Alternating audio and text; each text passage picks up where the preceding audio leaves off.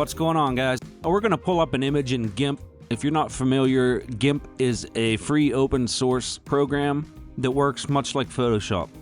I've got an image here I want to use of some gears that I just pulled from the internet for a Boss slow gear build that I'm working on. I want to etch this image onto an aluminum pedal enclosure. We're going to use toner transfer paper to get this image on the enclosure. So the first thing I want to do is actually go in and invert the colors.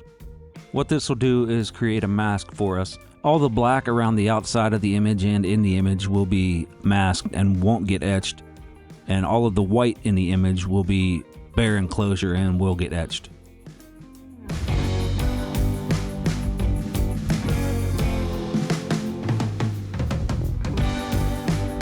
I also want to go in and flip the image. We're going to be printing it out and it's going to be flipped over and ironed onto the enclosure, so this will give us the proper orientation. So now it's time to print the image out onto our transfer paper. I imagine you could use any kind of toner transfer paper. I'm actually using this yellow stuff. I believe I just got it from Amazon. It's worked fine for me in the past.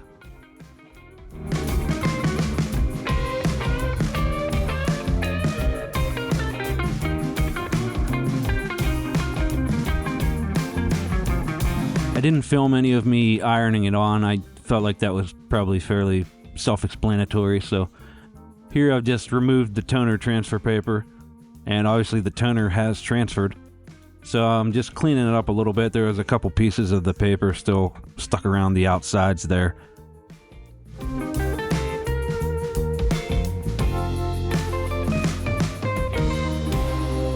So then I'm using this marker to touch up some of the spots that didn't come out real well.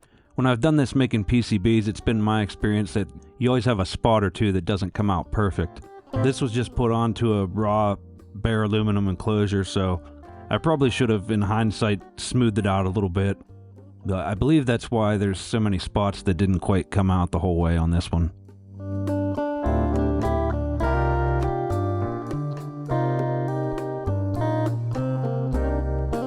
So I've got it all touched up and the rest of the pedal masked. I want to try to avoid any bleed into areas other than what we want to etch. I'm going to use ferric chloride to etch this. That's what I use to etch PCBs. This is kind of nasty stuff, so heed all the safety precautions and definitely wear some gloves because this stuff will stain your hands. So I've got some in a syringe and I want to just try and keep it only in the area that I want to etch.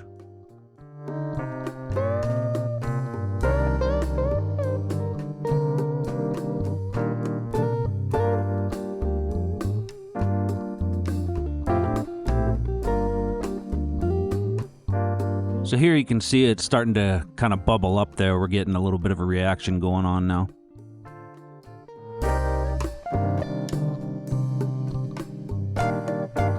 I'm not sure how much time passed here. It wasn't very long.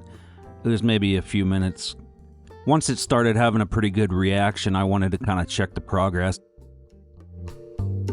I haven't done this before on aluminum, so I just wanted to see where I was at.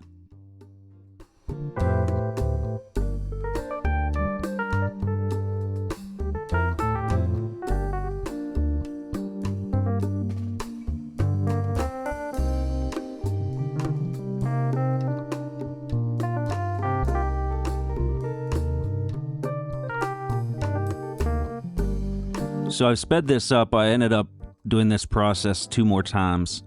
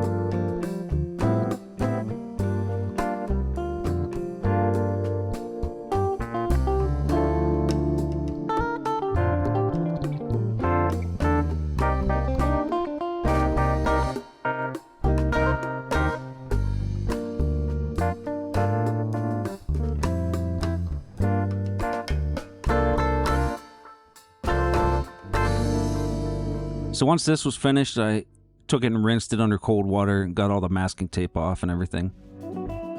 Then here I'm just using a paper towel soaked with acetone, and that's going to take off the toner and the marker as well.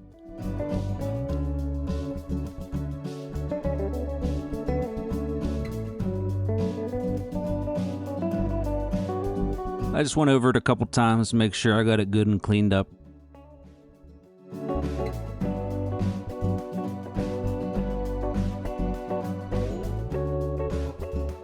The etch isn't very deep, but you can definitely feel it a little bit, and you can see there it was kind of shredding up my paper towel.